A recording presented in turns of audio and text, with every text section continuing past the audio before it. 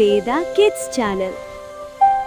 அழகான மலைகள் சூழ்ந்த ஒரு கிராமத்தில் எந்நேரமும் புகை கக்கிக் கொண்டிருக்கும் ஒரு பெரிய எரிமலைக்கு அருகில் டினோ என்ற பச்சை நிற குட்டி டிராகன் வாழ்ந்து வந்தது. வானத்தில் மற்ற டிராகன்கள் தங்கள் பெரிய சிறகுகளை விரித்து பறந்து விளையாடுவதை பார்க்கும் போதெல்லாம் தரையில் அமர்ந்திருக்கும் டினோவின் உள்ளம் சோகத்தில் மூழ்கும். ஏனோ அதற்கு மட்டும் சிறகுகள் மிகச் சிறியதாக இருந்தன.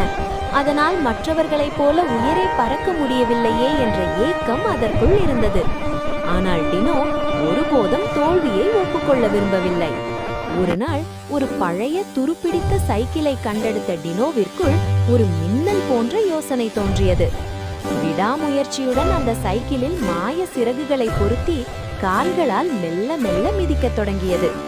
என்ன ஆச்சரியம்! அந்த மாய சைக்கிள் டினோவை மெல்ல தரையிலிருந்து உயர்த்தி மேகங்களுக்கு அருகில் கொண்டு சென்றது. டினோவின் விசித்திரமான சைக்கிள் பயணத்தை கண்ட மற்ற குட்டி டிராகன்கள் ஆச்சரியத்தில் அதன் பின்னால் அணிவகுத்தன. இந்த சாகச பயணத்தில் டினோவிற்கு துணையாக அதன் நண்பர்களும் இணைந்தனர்.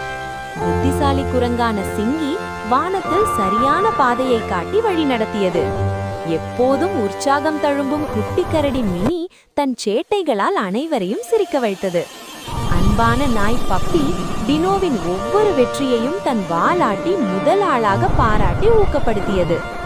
வானில் டினோ சைக்கிளில் பறக்கும்போது அழகான பறவை பிங்கி தன் தேனிசை பாடலால் அந்த சூழலையே இனிமையாக்கியது. டினோவின் இந்த அசாத்திய முயற்சியை பாராட்டி கிராம மக்கள் அன்று இரவு ஒரு பிரம்மாண்ட விழாவை ஏற்பாடு செய்தனர். வண்ண விளக்குகளால் கிராமமே ஜொலித்தது.